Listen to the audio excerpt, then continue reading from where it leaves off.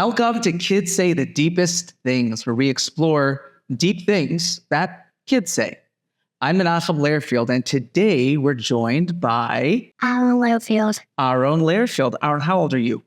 6. 6. Okay.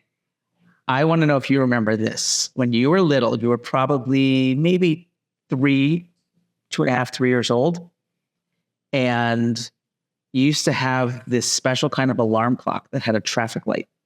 Do you remember that? You know what I'm talking about? Yeah, I remember that. Can you explain to our friends what that traffic light was and how it worked? When it was red, that means I should stay in my bed. When it's yellow, that means it was almost time to get out. When it was green, I should wake up. That's right. So I don't know if you remember this story. If you do, I want you to tell me. When you were about 3 years old,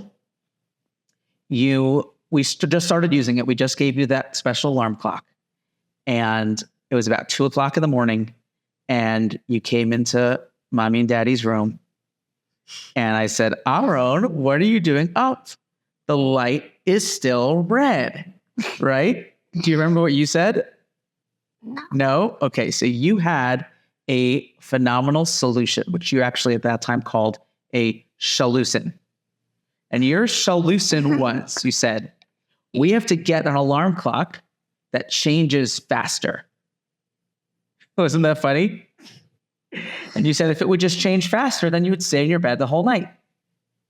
Now, I thought that was a very funny story. Do you think that's a funny story? Do you think we could have gotten an alarm clock that just changed faster? Would that have helped the situation? No, because that will be green in the middle of the night. That's right. What you wanted to do is not wait until the morning. You just wanted to change it green right away, right? So if it would have changed, that wouldn't have helped because the point wasn't to wait until it turned green. The point was really to what? To wait. Until? It was green. Because that way you're waiting until? You wake up. Right, until it's time to wake up, until the morning, right? I didn't care whether or not it was red, green, or yellow. I just really wanted you to stay in your bed the whole night until the morning, right? Aaron, what are some lessons you think we can learn from that story? Patience and waiting. Yeah, patience. It's not so easy to be patient, is it? Sometimes when you really, really want something, and we say, well, you got to be patient, right? You got to be really patient. And that's a really important lesson to learn patience.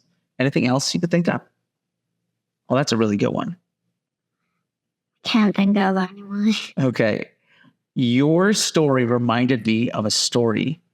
Not a true story, I don't think, but it's a story. It's called a parable. It's like a mushal that some of the Hasidic rabbis used to tell, where they had a guy who was really good at archery. Do you know what archery is? Like shooting bows and arrows. Have you ever seen a bow and an arrow? Shooting bows and arrows. So you shoot it into like a bullseye, right? So this guy always got a bullseye every single time. And they looked around and every single tree had the arrow right in the middle of the bullseye. And they went over to the guy and they said, oh my goodness, you are so good at shooting arrows. You get at the bullseye every time. What is your trick? What's your secret? How did you get so good at shooting bows and arrows? Do you know what he did? He said, watch, I'll show you how I get it in every single time. And he takes his arrow, he puts it in the bow, bling, he shoots it right into the tree, and then he takes the spray paint and he spray paints a red circle in the middle and another circle on the outside and another circle on the outside. So he wasn't shooting it in the middle of the bullseye. He was painting the bullseye around the arrow where he shot it. Is that a funny story? A lot of times in life we do that. A lot of times we, instead of just admitting that we didn't get it in the middle, we didn't get it perfect, we change the target around where our arrow shoots. Is that a good thing to do or a bad thing to do? Yeah, you don't know. Well, I'm going to talk to my friends a little bit more about that. But in the meantime, thank you so much for coming. Thanks for your help today. And do you want to say goodbye before you go? Bye, everyone. Bye. The story of the archer, kind of like Aaron and the alarm clock, show us the power and danger of rationalization. We rationalize all the time, often when we're confronted with something that does not align with who we are. that does not align with our values, instead of acknowledging that we made a mistake, instead of changing the way we are, instead, we rationalize it and we change the rules. If I change the rules to the game to fit with what I'm already doing, then I can avoid what scientists call cognitive dissonance. Cognitive dissonance was introduced in the 1950s by a scientist named Leon Fenstinger. It basically states that when we have two opposing ideas, concepts, values, actions that we're confronted with, we will do anything to rationalize those away. So when I'm feeling cognitive dissonance, I really have three options. One is what's known as selective exposure. I can choose to just not hear it, right? The smoker who doesn't want to hear that smoking is bad for him will just close his eyes and ears and say, I don't want to see any of the data. I don't want to see any of the information. That's why they start putting those labels on cigarettes. In Europe, they're much more graphic with pictures of disgusting lungs, because it makes the person avoid just selective exposure. Say, I don't want to see it, I don't want to hear it. You don't have a choice. When you buy the pack of cigarettes and you pull it out, you see it.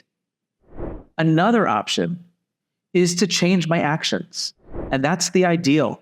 If I know something I'm doing is counterproductive, counterintuitive, it's not beneficial for me as a person, it's something that goes against my values. So I want to be able to use cognitive dissonance to change my actions, to change the way I act. In our example with the smoker, that would mean to stop smoking. That's a really hard thing to do. So the easiest solution, and the one that we go to so often, is the same as the archer and the same as Arnold with the alarm clock. Instead of waiting till the morning, we just make it change green earlier. Instead of working on my archery and getting the bullseye, I paint the bullseye around the arrow that I already shot. I change the rules to fit in with what I'm already doing. That is the ultimate rationalization. And rationalization is as old as man itself, going all the way back to the Garden of Eden. Throughout every stage of creation, God is constantly saying that everything is good. God saw that it was good, it was good, it was good. When man is created, it says, loto, man is not quite good. And we'll explore the different options. What we see is that God is the determiner of good and bad. When Adam and Eve are faced with the challenge of not eating from the tree, God says, of all the trees you may eat freely thereof, but not from the tree of the knowledge of good and bad. And we look at that and we say, what did they do? Why were they so challenged by that? I could have done that. Easy. Just don't eat from that one tree. What we fail to understand is that Adam and Eve wanted to be like God. Just as God is the determiner of good and bad, Adam and Eve also wanted to be the determiner of good and bad. The problem is, the Creator can choose when something is good, when something is not yet good, and when something is bad. The created can't make that choice. When an artist is working on a painting, there's a point in that process where the painting is good. And the painting is good, it goes on the wall, it goes into the museum. That means it's done, it's completed its purpose for which it was created. It has reached its intended purpose. That's what it means when something is good. When something is raw, something is bad, it gets ripped up, gets thrown in the garbage can. There's no saving this thing. It has not fulfilled the purpose for which it was created, nor can it. And then there's a middle stage, low tov. Low tov means it's not good yet. It needs improvement. Throughout all of creation, everything in creation and everything in the natural world does what it's supposed to do, and therefore it is tov, it is good. It has reached its intended purpose. Mankind is the only one that's low tov, not good yet. Room for improvement. The problem is that once Adam and Eve eat from that tree, instead of being the determiners of good and bad, because they could never be the determiner of good and evil, the canvas on the easel cannot determine whether or not it is good and should go on the wall, it's bad and should get trashed, or it's not good yet and it just needs some more work. Only the artist can determine that. So instead of mankind being the determiner of good and bad, we delude ourselves with the power of rationalization into believing that we can determine good and bad. And now, instead of defining good as that which will bring me to my intended purpose, that which will bring me to the ultimate reason for which I was created, now good is what I desire. And bad, instead of being that which takes me away from my purpose, is what I don't want. So now I look at two things. I have chocolate cake in front of me and broccoli. I actually like broccoli, but let's pretend I didn't. So I have chocolate cake in front of me and broccoli in front of me. And I say chocolate cake is good, broccoli is bad. I don't mean that it's actually good and bad. What I mean is I like chocolate cake, which I actually don't, but for this example, let's go with that. I like chocolate cake, and therefore I say it's good. I don't like broccoli, and therefore I say it's bad. So good and bad is not what's truly good and truly bad. Good and bad is what I want and what I don't want. And then I use my brain to rationalize and convince myself that that which I already decided is true. When the Jewish people are getting ready to go into the land of Israel, they come to Moses and they ask to send in spies.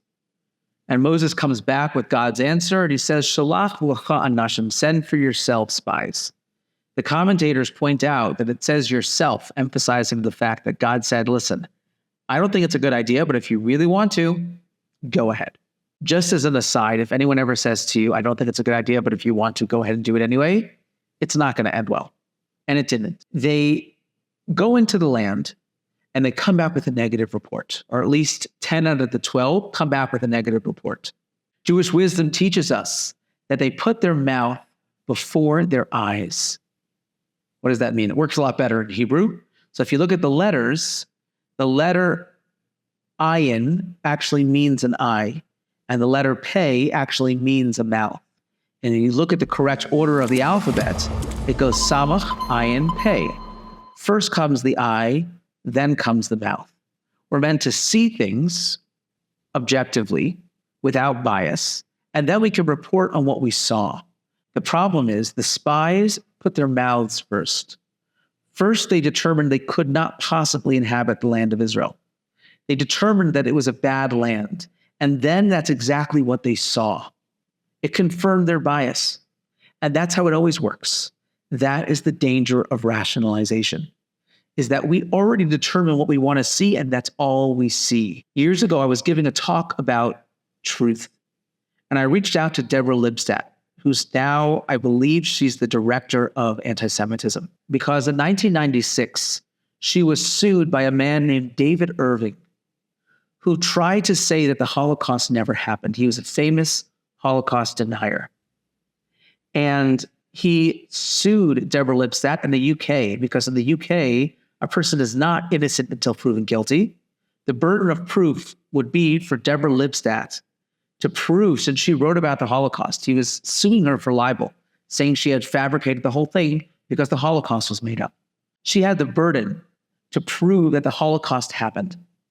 And she assembled a legal team, and she eventually did it successfully. But I reached out to her because I was giving this talk on truth. And I asked her, how does a person like David Irving build a case? Did he really believe the Holocaust was made up? Did he believe the whole thing was fabricated? In order for him to be right, all the evidence, everything pointing against him would have to be wrong.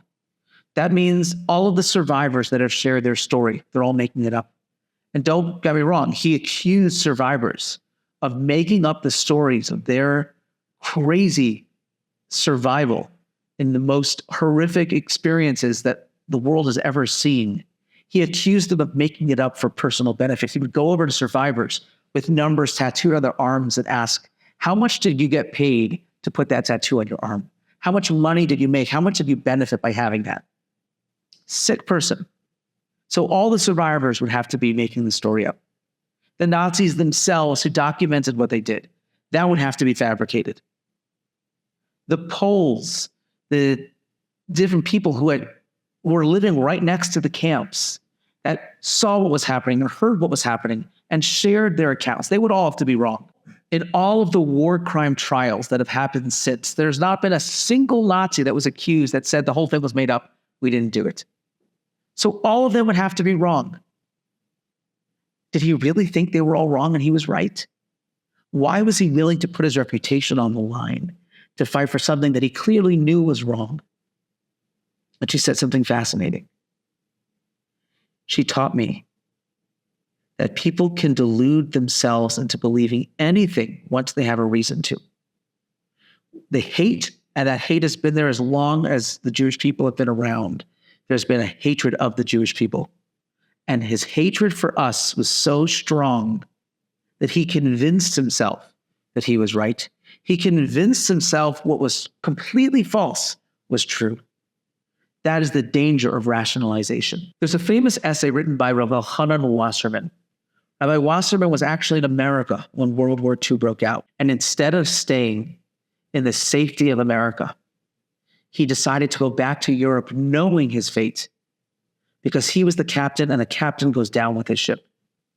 He wrote a famous essay where he asks a series of questions, but one of them is, if you look at the verse in the Shema that Jewish people say every day, we find the verse, Lo sasuru achrei levavchem v'achrei einechem. We shouldn't chase after our hearts and after our eyes. The Jewish oral tradition explains, what does it mean not to chase after our heart? The Talmud explains, chasing after our heart is chasing after heresy, that we should beware of heretical ideas. So Rabbi Wasserman asks the obvious question. Surely, if we're talking about ideas, concepts, then we shouldn't chase after our mind. We should be wary to make sure that our mind doesn't get infiltrated with heretical ideas. Why the heart? And he explains a foundational idea, which is exactly what we're talking about. The heart always follows the mind. Once we decide that we want something to be true, we convince ourselves that it is true. That is the danger of rationalization. So we have to ask ourselves, is my belief system based on fitting in with what I already want to do with my life, or the other way around? Do I act based on my values, or do I change my values to fit with my actions? Jewish wisdom teaches us that it's not up to us to finish the job, but that doesn't exempt us from putting in the work and trying. What that means is we will never be perfect. We're human beings. Judaism teaches us there is no human who ever lived and no human who ever will live who will be perfect. As a human, we're going to make mistakes. We're going to fail. We're going to fall. When a person looks at what I'm responsible to do, at what Judaism says is my responsibility, I can look at it and say, it's just too much. I'm a person, I'm a human being, I can't do it all. And I can approach that from two different ways. Either I can say, I'm not there yet, but as Jewish wisdom teaches me, I'm not responsible to finish the job, but that doesn't exempt me from putting in the effort. I'm never going to be perfect. I'm never going to get it right 100%. But I can try, and I can start taking on little things one step at a time that will get me closer to the end result, knowing full well I may never get there entirely. The easier route is to just say, you know what? It's all fake. It's all made up. I don't have to do it. I can pick and choose the things I want to do. Judaism teaches us the better route, the route that will lead to my growth, my success, is the one where I say, I am going to acknowledge the validity of all of it.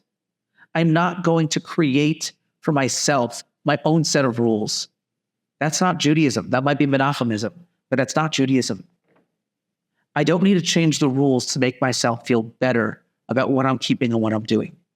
I can acknowledge that I don't want to wait in my bed until the morning, but the light's not green. Let's remember Rabbi Wasserman's lesson. Will influences knowledge. I need to constantly ask myself, am I living a life where my actions are in line with my values, or am I changing my values to fit with the life I want to live? I always have that choice. I always have that option. Let's remember Aaron's alarm clock. Let's remember the archer. Let's work on our archery. Let's work on shooting better instead of trying to paint the target around the way I already live my life.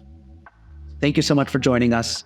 If you have a story that you want to share, that you want us to incorporate and dissect and learn lessons from, feel free to share them. If you have any other questions, comments, rebuttals, feel free to reach out. You can reach me at kids@lehrfield.com. That's kids@lehrfield.com. Thanks, and have a wonderful day.